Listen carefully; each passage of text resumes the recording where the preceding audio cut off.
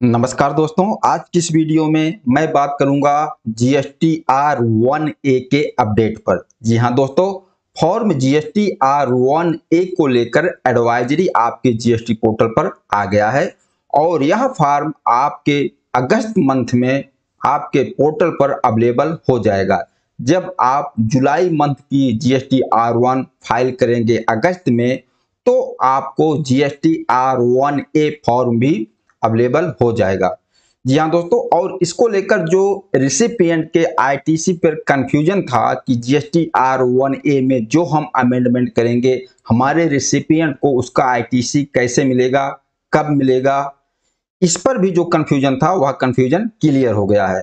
और मैं यह भी डिस्कस करने वाला हूं कि जीएसटी R1 में आपसे ऐसी कौन सी मिस्टेक है, ऐसी कौन सी गलती है जो जीएसटी R1 में हो जाएगी फिर भी आप उसको जीएसटी R1A में ठीक नहीं कर पाएंगे। जी हाँ दोस्तों, जैसा कि हमने पहले ही देखा था कि जो ये माहौल बना था कि जीएसटी R1A एक नई रिटर्न आ रही है, ऐसा कुछ नहीं है।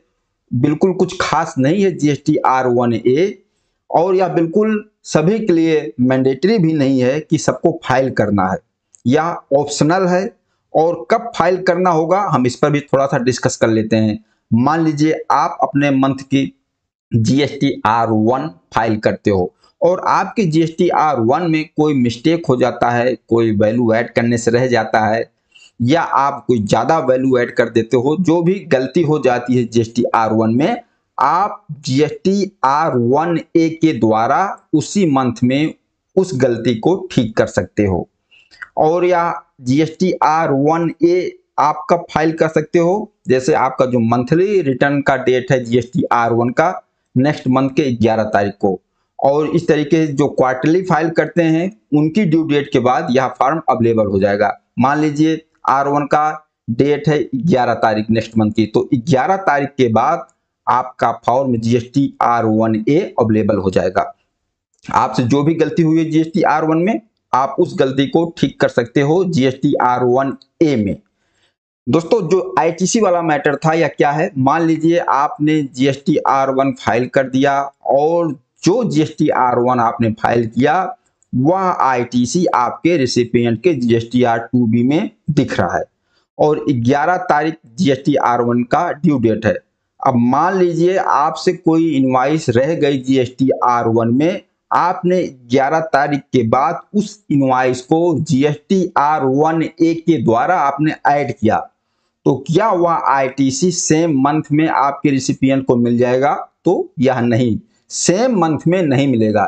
जो भी अमेंडमेंट आप जीएसटी R1A में करोगे आपके रिसिपिएंट के नेक्स्ट मंथ के जीएसटी R2B में शो होगा, सेम मंथ के जीएसटी R2B में शो नहीं होगा। इसका मतलब कि आप जीएसटी R1A में जो अमेंड करोगे वह आपके रिसिपिएंट के नेक्स्ट मंथ के जीएसटी R2B में जाएगा और उसका आईटीसी आपका रिसिपिएंट नेक्स्ट मंथ के जीएसटी R3B में क्लेम करेगा। हाँ, अगर आपकी गलती जीएसटी R1 में हुई है तो जीएसटी R1A में ठीक करके आपका सेम मंथ में जीएसटी R3B में वह शो करेगा। जो भी गलती आपकी जीएसटी R1 में हुई, आपने जीएसटी R1 के द्वारा उसको आपने ठीक किया और वह सेम मंथ में आपकी जीएसटी R3B में अपडेट हो जाएगा। आप 3B आपका सेम मंथ में ठीक हो जाएगा, लेकिन आईटीसी आपके रिसिपिएंट को नेक्स्ट मंथ में मिलेगा। ओके, और ऐसी कौन सी गलती है जो आपने जीएसटी R1 में कर दिया है उसको जीएसटी R1A में भी नहीं ठीक कर सकते। मान लीजिए आपने किसी अपने रिसिपिएंट का जीएसटी नंबर गलत डाल दिया है, गलत जीएसटी नंबर डालकर आपने जीएसटी R1 फाइल कर दिया है, लेकिन इस गलती को आप जीएसटी R1A के द्वारा ठीक नहीं कर पाएंगे। फिर इसके लिए आपको नेक्स्ट मंथ में जब आपका जीएसटी R1 फाइल होगा, नेक्स्ट मंथ में आप ठीक कर पाएंगे, सेम मंथ में इस गलती को नहीं ठीक कर पाएंगे।